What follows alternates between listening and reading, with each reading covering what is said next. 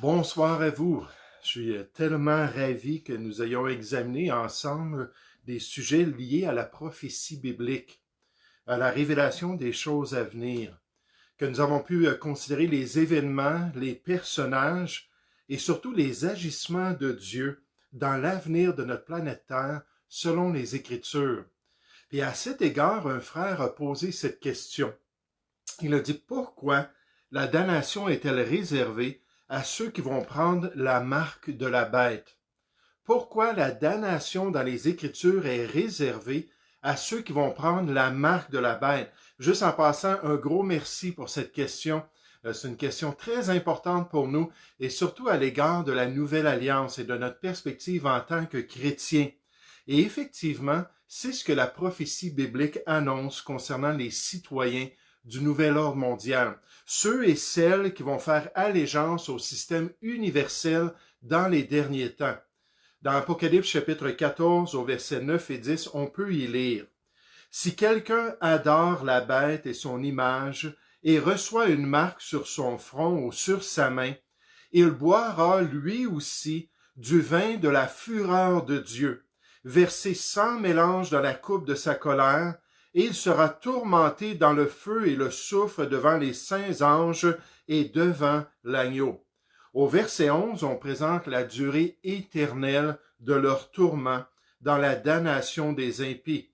On nous dit « Et la fumée de leur tourment monte au siècle des siècles, aionion. » Ça, c'est l'expression qui veut dire ce qui est éternel, comme la vie éternelle, Zoé aionias, ça veut dire quelque chose qui dure pour toujours, qui n'arrête jamais. On nous dit la fumée de leur tourment, ces gens-là, ces citoyens du nouvel ordre mondial, montrent au siècle des siècles et ils n'ont de repos ni jour ni nuit, ceux qui adorent la bête et son image, et quiconque reçoit la marque de son nom. Le commentateur Easley confirme ce message de la prophétie biblique. Il dit « Le troisième ange prononce la damnation qui attend quiconque adore la bête et son image et reçoit sa marque sur le front ou sur la main. Les nations qui ont bu le vin séduisant de la prostituée Babylone, ce système religieux des derniers temps que le grand empereur va utiliser pour établir son empire, boiront maintenant le vin de la fureur de Dieu même. La fureur du dragon et la fureur de Babylone en seront rien en comparaison avec la fureur de Dieu. » Donc, c'est évident que les Écritures prononcent cette damnation. C'est évident que la révélation de Dieu annonce que ces citoyens de cet ordre-là, dans les derniers temps, vont être jugés d'une manière spéciale par Dieu. Et pour nous, en tant que chrétiens, la question c'est pourquoi? Pourquoi?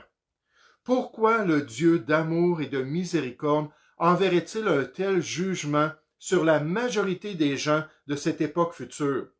Pourquoi est-ce qu'il enverrait cette damnation sur la majorité des citoyens de cette dernière génération du règne de l'homme sur la terre? Pourquoi une telle damnation alors qu'il nous révèle son amour pour l'homme et son pardon possible en Jésus-Christ? Pour répondre à cette question, il faut réaliser en tant que chrétien que lorsqu'on étudie la parole de Dieu, lorsqu'on regarde les Écritures, qu'il est important de tout considérer ce qu'elle a à dire concernant Dieu et nécessairement concernant toutes les doctrines. Et c'est pour ça que la Bible nous dit que toute Écriture est inspirée de Dieu et utile. Toute Écriture doit être consultée. Toute Écriture, tous les passages bibliques qui adressent une question doivent être analysés pour avoir une révélation complète du plan de Dieu, pour nous enseigner, pour nous convaincre, pour nous corriger, si on n'a pas la bonne perspective, pour nous instruire ou nous discipliner dans notre perspective, dans la justice de Dieu, afin que l'homme de Dieu, ça c'est vous et moi, les chrétiens, les enfants de Dieu, afin que l'homme de Dieu soit accompli, pleinement développé dans sa perspective et propre à toute bonne œuvre pour la gloire de Dieu. Lorsqu'on étudie la personne de Dieu ou la théologie biblique formelle, on apprend que Dieu n'est pas seulement amour, que Dieu n'est pas seulement celui qui est lent à la colère est riche en bonté, et il l'est nécessairement, à celui qui est prêt à pardonner et à sauver l'être humain, mais il est aussi un Dieu juste et saint qui doit manifester sa colère sur l'homme rebelle. Et ça, c'est un témoignage de la prophétie biblique. C'est un témoignage de tout ce que Dieu a accompli, ce qu'il avait annoncé, ce qu'il a accompli à travers l'histoire, qu'il doit manifester aussi sa justice et sa colère, son jugement sur l'être humain. Un des éléments de la révélation du livre de l'Apocalypse est le fait que cette période de tribulation qui va durer 7 ans fut choisie pour manifester la colère de Dieu même à un moment d'apostasie généralisée, une apostasie globale sur toute la planète Terre. Et Dieu a choisi ce moment-là comme d'autres moments dans l'histoire qu'on va voir dans un instant, où il va manifester sa colère contre la rébellion de l'être humain. Dans Apocalypse chapitre 15, on nous dit « Puis je vis dans le ciel un autre signe, grand et admirable, 7 anges qui tenaient 7 fléaux, les derniers dans les 21 fléaux qu'on voit dans le livre de l'Apocalypse, envoyés par Dieu même. » Des fléaux qui vont affecter la nature, des fléaux nécessairement qui vont affecter l'être humain, des fléaux qui vont affecter le monde animal, qui vont affecter même les puissances des cieux, d'après Matthieu chapitre 24. Tout va être ébranlé sur la terre, au point qu'Ésaïe chapitre, là j'ai un blanc de mémoire, 26 je crois, nous présente la planète Terre comme un homme ivre, avec des caractéristiques toutes déréglées, à cause de l'ivresse, mais la planète Terre va être toute déréglée à cause des jugements de Dieu.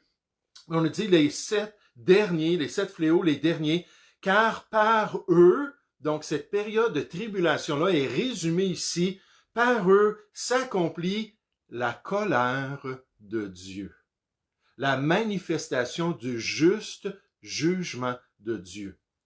Et vous savez, lorsqu'on lit le livre de l'Apocalypse, lorsqu'on lit Daniel, Ézéchiel et d'autres livres apocalyptiques, on s'aperçoit que des fois, les messagers devaient spécifier, écoutez, ces jugements sont vrais et ces jugements sont justes.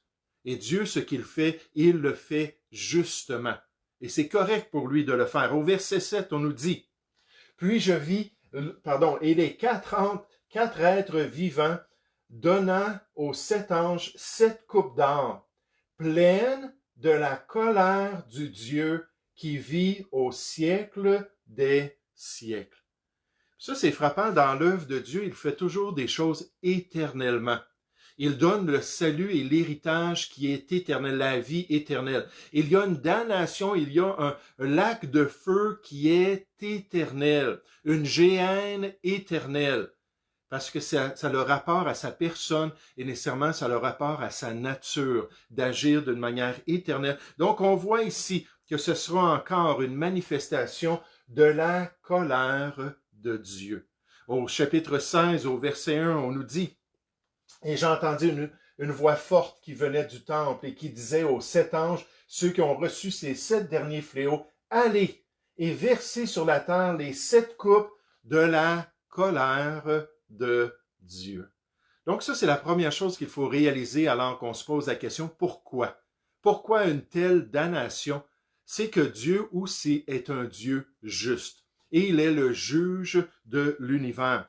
Alors que le monde de cette époque vont être témoins de tous ces jugements, et on les voit comprendre que ces jugements-là viennent de Dieu, ils vont se lamenter sur cette colère-là que Dieu envoie sur la terre, et ils vont la décrire ainsi. Ils vont dire, car le grand jour de sa colère est venu. Dieu use de patience envers l'être humain. Dieu a une grande patience et il veut que l'être humain puisse se tourner vers lui. Il ne veut pas qu'aucun périsse. 2 Pierre 3:9. Il veut que tous puissent venir à la repentance. Mais un jour, il va manifester sa colère. Un jour, il va amener ce temps-là de jugement sur la terre et les gens vont être conscients, ils vont dire, car le grand jour de sa colère est venu et qui peut subsister? Puis alors que ces habitants-là et ces gens-là du nouvel ordre mondial-là vont lever les yeux vers le ciel et qu'ils vont déclarer que la colère de Dieu se manifeste, ils vont dire ça en parlant de celui qui est assis sur le trône. C'est comme si les cieux vont être ouverts hein, un peu comme Étienne, là, quand il a vu le Seigneur Jésus debout à la droite de son Dieu. Et pour ces gens-là, ça va être une manifestation, pas de la provision, puis pas de la grâce de Dieu comme Étienne, le serviteur de Dieu. Ça va être une manifestation du jugement de Dieu. Les cieux vont s'ouvrir, ils vont dire, c'est le grand jour de la colère de Dieu, celui qui est assis sur le trône, et de l'agneau. Et cet agneau-là, c'est le Seigneur Jésus qui paraît dans la révélation que Jean a reçue. Il est venu comme l'agneau de Dieu qui ôte le péché du monde. Jean 1, 29. Mais la Bible nous dit dans la prophétie qu'il va revenir comme le lion de la tribu de Juda. Et les gens vont réaliser, c'est le Seigneur Jésus qui manifeste sa colère. Vous savez, le texte prophétique le confirme lors de la bataille d'Armageddon. Dans Apocalypse chapitre 19, on nous dit de sa bouche, en parlant de la parole, en parlant de Jésus, de sa bouche sortait une épée aiguë pour frapper les nations. Il les pètera avec une verge de fer et il foulera la cuve du vin de l'ardente colère du Dieu Tout-Puissant. Alors que le Seigneur Jésus lui-même, comme le lion de la tribu de Juda, va venir se manifester dans ce jugement-là contre une terre corrompue et impie. Dieu doit manifester sa colère contre la méchanceté de l'homme. Dieu doit manifester son jugement contre ceux qui sont rebelles envers sa volonté. Dans Romains 1 au verset 18, on nous dit « La colère de Dieu se révèle du ciel, éventuellement, contre toute impiété, toute rébellion et toute injustice, toute méchanceté des hommes qui retiennent injustement la vérité captive. » C'est ce qui doit ultimement se manifester. Après la mort, la Bible nous dit, vient le jugement. Et si Jésus n'a pas subi ce jugement-là pour nos péchés, puis on ne s'est pas confié en lui, après la mort, c'est nous qui allons payer. Et c'est nous qui allons être condamnés à cause de nos iniquités. Les livres vont être ouverts, toutes les mauvaises actions, tous les mauvais choix, toute la rébellion va se manifester. Et on va être jugé en conséquence. Il va y avoir des degrés de jugement d'après nos actions. Mais le Seigneur Jésus va venir manifester ce jugement-là. Et j'aimerais vous dire, c'est ce qu'il a fait durant l'histoire de l'homme. On fait juste penser au déluge de Noé. Lorsque la terre entière était corrompue, lorsque les hommes avaient rempli de violence le monde, qu'ils étaient tous impies à part une famille, Noé avec son épouse, ses 3 garçons et leurs 3 épouses, et qu'ils sont rentrés dans l'arche du salut, l'arche de délivrance. Mais on voit que la majorité des gens ont été détruits, toute une génération. Le monde d'alors périt, submergé par l'eau. 2 Pierre chapitre 3 nous dit. Pensez à Sodome et Gomorrhe, à 2 villes qui étaient connues pour leur corruption. Leur iniquité était montée jusqu'aux cieux. Dieu avait été patient envers eux. Mais là, c'était rendu à un tel degré que Dieu dit, je dois les détruire. Puis il a voulu faire échapper Lot, nécessairement le juste, pour pas qu'il subisse ce jugement-là. Pensez aux captivités d'Israël. Captivité d'Israël et de Juda. Israël, dans les tribus du Nord, en 722, ont été envoyés en Assyrie. Puis ils ont été vraiment dispersés en Assyrie à cause de leur rébellion.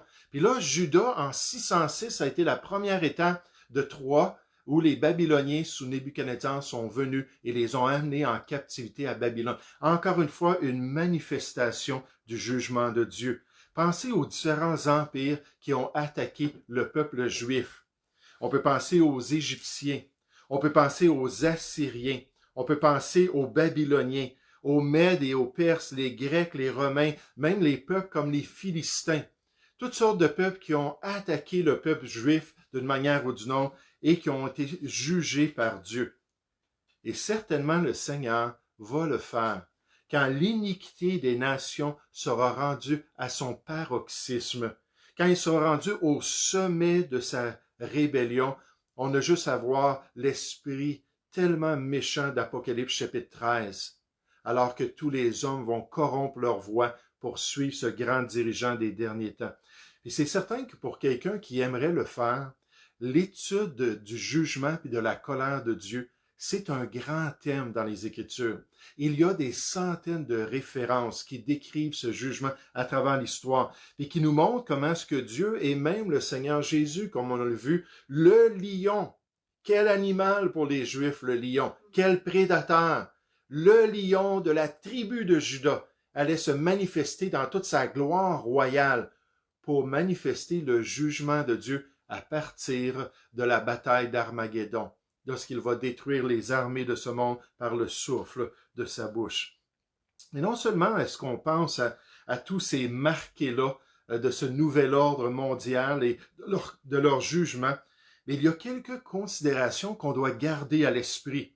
Une de ces considérations-là est le fait que cette marque, le fameux 666, et peut-être que je ferai un genre d'étude de cela sur le fameux 666, mais cette marque-là sera une marque d'allégeance envers un système et un empereur totalement anti-Dieu.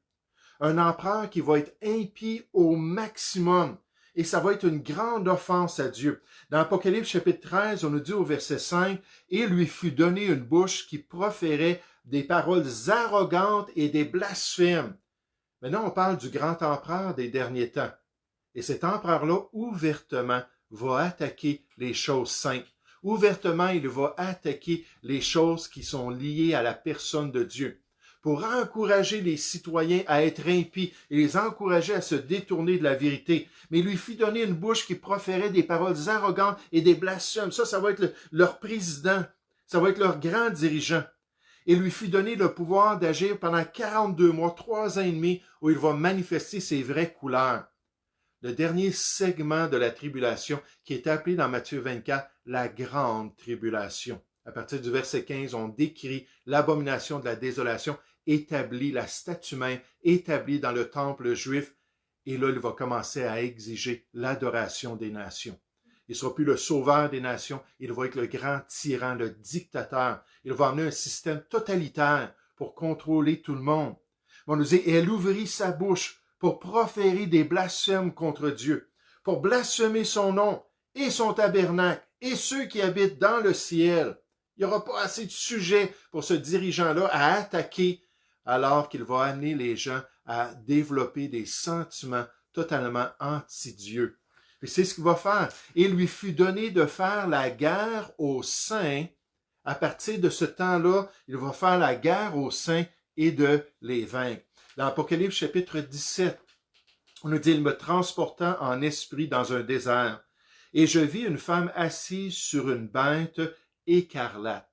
Puis je veux juste vous dire que dans la prophétie, cette expression-là, la bête, il y a 2 bêtes particulières, mais la bête qui sort de la mer, ou ce grand dirigeant-là, non seulement l'expression bête représente le grand dictateur, ce grand empereur-là, mais elle représente aussi son empire. Les deux sont liés ensemble parce qu'il va vraiment déteindre sur tout ce que l'Empire va faire pendant cette génération-là. Mais on nous dit que cette femme-là, la grande Babylone, est assise sur une bête écarlate, pleine de noms de blasphème, ayant 7 têtes et 10 cornes. Puis 3 des têtes, d'après Daniel 7, ont été éclipsées, 3 des dirigeants ont été chassés. Mais ici, on la voit pleine de noms de blasphème, et c'est le genre d'empereur et d'empire que les gens de cette époque-là vont vouloir suivre et auprès duquel ils vont vouloir rendre allégeance en prenant la marque. Une grande offense à Dieu. Au verset 12, on nous dit « que tu as vu sont 10 rois qui n'ont pas encore reçu de royaume. » Là, on décrit ce système-là, mais qui reçoivent autorité comme roi pendant 1 heure avec la bête. Ils ont un même dessein, un même objectif, et ils donnent leur puissance et leur autorité à la bête. Ils combattront contre l'agneau et l'agneau les vaincra. Donc, encore une fois, on voit qu'ils vont amener les armées du monde à s'unir à eux pour attaquer nécessairement les Juifs à la bataille d'Armageddon. Et même quand le Seigneur Jésus va se manifester, puis le signe du Fils de l'homme va paraître, ils vont tourner leurs armes contre lui, étant tellement là, attachés au système, ils vont tellement se confier en lui. Une autre considération concernant cette damnation-là, c'est que l'empereur qui va dominer sur tout le système, cet empereur-là va être un empereur possédé de démons. Il va être un empereur possédé. Des fois, on regarde nos dirigeants et on se demande, dans la prophétie biblique ou dans certains passages comme dans Daniel chapitre 10 et 11, on voit qu'il y a des forces, des principautés derrière les autorités humaines.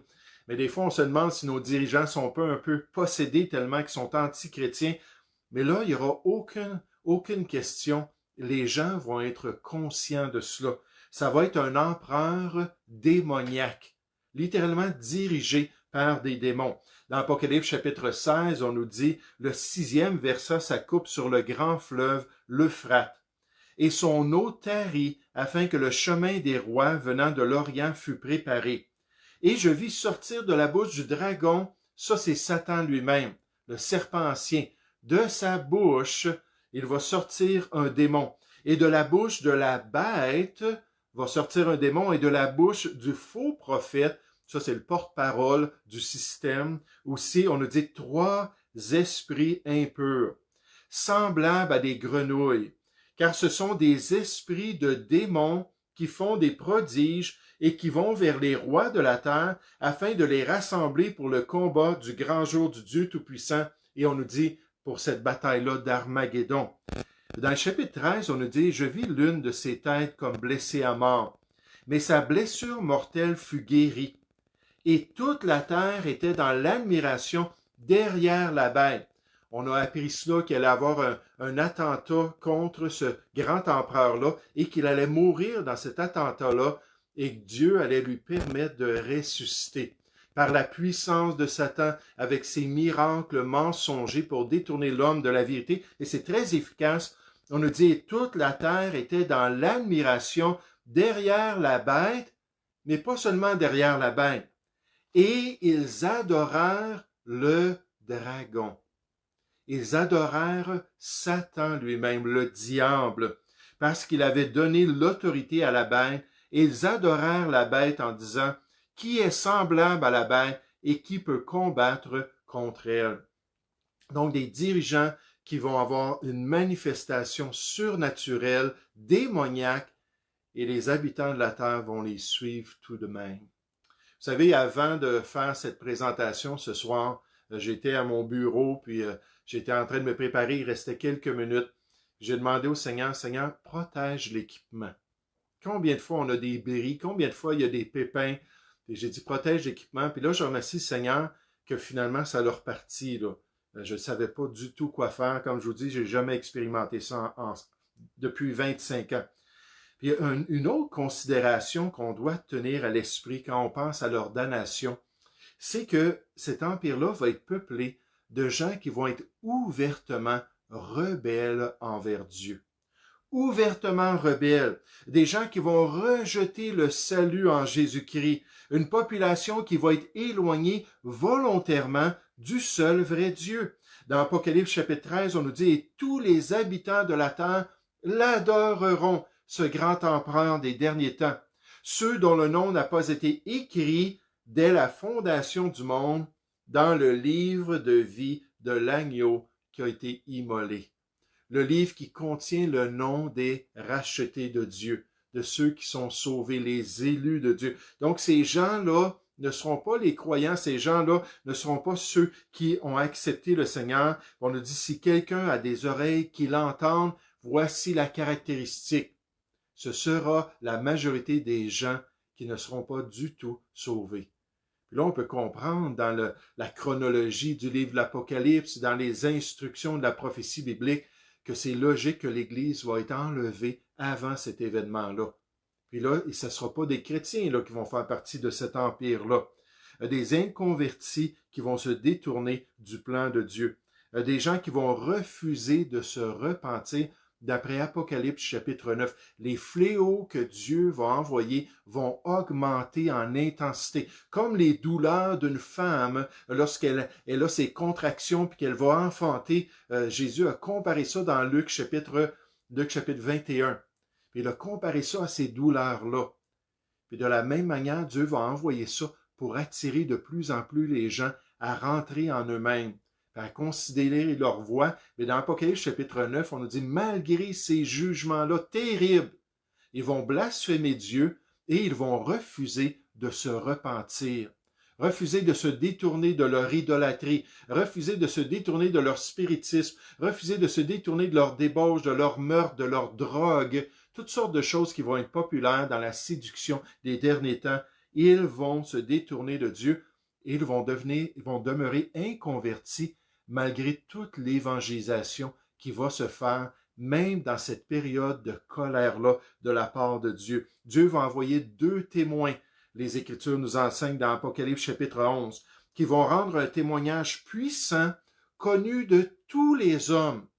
Quand finalement ils vont être assassinés après 3 ans et demi de témoignage, la Bible nous dit que les gens de toutes les nations vont se réjouir parce qu'ils auront été tourmentés par leur message. Donc Dieu va avoir donné à ces 2 témoins-là la capacité d'atteindre les nations avec la vérité. Il y aura l'influence des 144 000 Juifs entièrement consacrés au royaume de Christ et à son évangile, d'après Apocalypse chapitre 7 et le chapitre 14. Il va y avoir tous les convertis, parce qu'il va y avoir un reste pendant cette période-là. Des gens qui vont entendre l'Évangile et qui vont être sauvés, ils vont laver, d'après Apocalypse chapitre 7, leurs vêtements qui représentent leur état spirituel. Ils vont laver leurs vêtements dans le sang de l'agneau pendant cette période de temps-là. Ils vont être un témoignage auprès des nations de tout peuple, de toute langue et de toute nation. Et même, c'est au point que Jésus a mentionné que les extrémités de la terre, pendant la tribulation, les extrémités de la terre allaient entendre la bonne nouvelle avant la fin de cette époque. Il a dit dans Matthieu 24, cette bonne nouvelle du royaume sera prêchée dans le monde entier pour servir de témoignage à toutes les nations.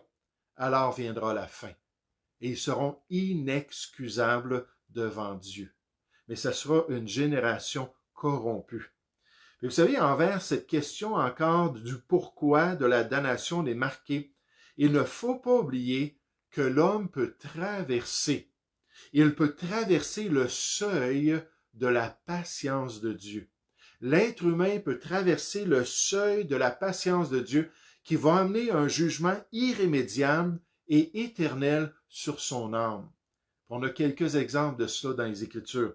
Pensez aux chefs religieux en Israël durant le ministère de Christ. Jésus leur a dit, « Je vous le dis en vérité, tous les péchés seront pardonnés aux fils des hommes et les blasphèmes qu'ils auront proférés, mais quiconque blasphémera contre le Saint-Esprit n'obtiendra jamais de pardon, il est coupable d'un péché éternel. » Donc, certains des pharisiens, certains des scribes qui étaient là pendant le ministère du Seigneur Jésus, qui ont vu le doigt de Dieu, l'Esprit de Dieu, venir confirmer qu'il était le Messie promis dans l'Ancien Testament, qui venait confirmer par tous les accomplissements miraculeux, puis tous les signes, puis les prodiges de son ministère, qu'il était effectivement l'envoyé de Dieu, au point que Nicodème, dans Jean 3, a dit, « Nous savons que tu es un docteur, un enseignant qui vient de Dieu, parce que personne ne peut faire ces miracles si Dieu n'est avec lui. » Mais ces gens-là ont attribué cette œuvre extraordinaire de Dieu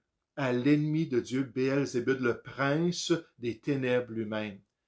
Là, Jésus a dit, « Je suis désolé, il n'y a plus rien à faire pour vous. Vous êtes damnés à cause de ça. Votre péché est impardonnable, votre condamnation est éternelle. » Donc, à un moment donné, on peut traverser le seuil de la patience de Dieu. Est-ce que nous, on le sait quand quelqu'un l'a fait? Pas du tout, Dieu le sait. Juste penser à toutes les personnes qui ont été, tous les individus qui ont été guéris pendant le ministère du Seigneur Jésus. Tous les Juifs, Jésus est venu auprès des siens ne l'ont pas reçu. Et tous les Juifs qui ont goûté à la puissance de Dieu, qui ont foulé volontairement à leurs pieds le Fils de Dieu.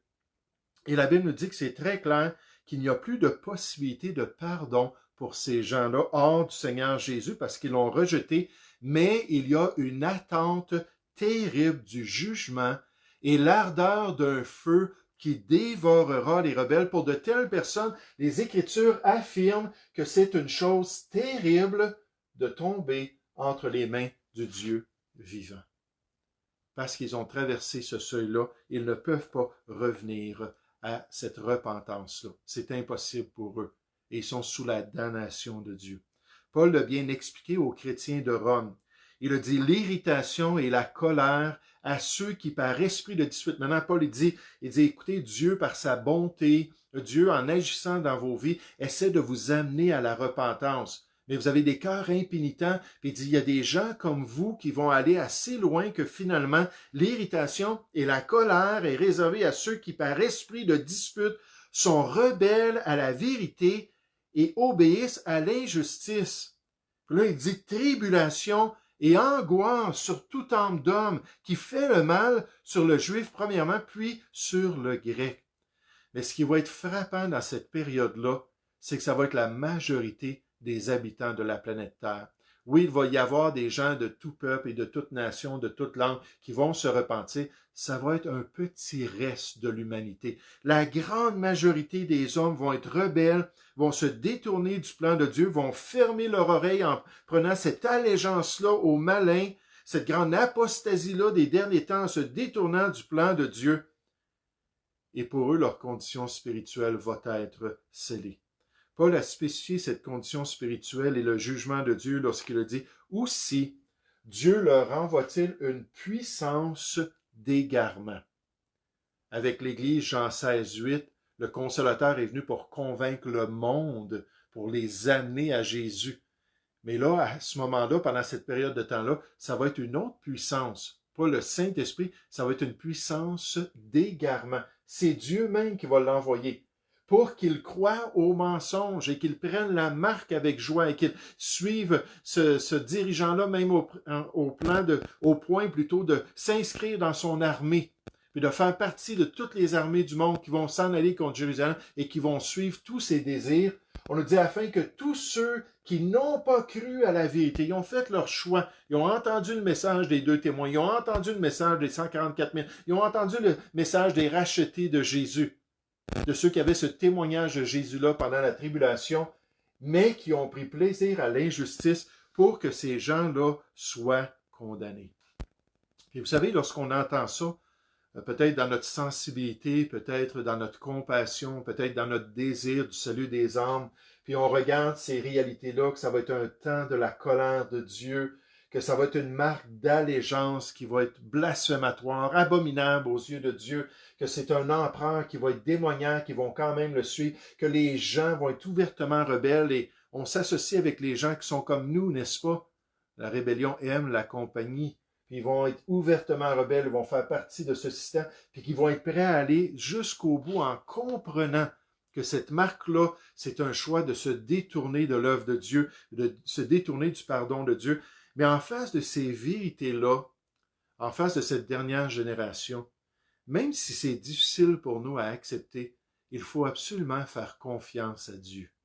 Il faut se fier à sa justice, à sa sagesse, à sa droiture, à celui qui aime l'homme, qui veut que l'homme se repente, mais qui a des limites dans ce qu'il peut faire pour l'être humain. Le docteur John Walvoord a dit ceci aux chrétiens. Il a dit « Les adorateurs de la bête sont décrits dans les Écritures comme étant les sujets du jugement divin. Bien que le concept d'un jugement éternel est difficile à recevoir pour plusieurs d'entre nous, il est toutefois clairement enseigné dans la parole de Dieu. » Et c'est la vérité. On n'aime peut-être pas ça, mais c'est ce qu'on doit accepter dans le plan de Dieu. Le pasteur Warren Wiersbe ajoute « Des images comme le feu et le souffle et la fumée bouleversent certaines personnes. Il demande comment un Dieu d'amour peut-il réellement permettre à ses créatures de subir un tourment éternel? Mais nous devons garder à l'esprit que l'amour de Dieu est un amour saint, non basé sur les sentiments, et par conséquent, il doit traiter avec justice le péché. Il continue. Il dit, nous devons également garder à l'esprit que Dieu a averti à plusieurs reprises les pécheurs et leur a donné l'occasion de se repentir. On le voit ça tout à travers la prophétie des derniers temps.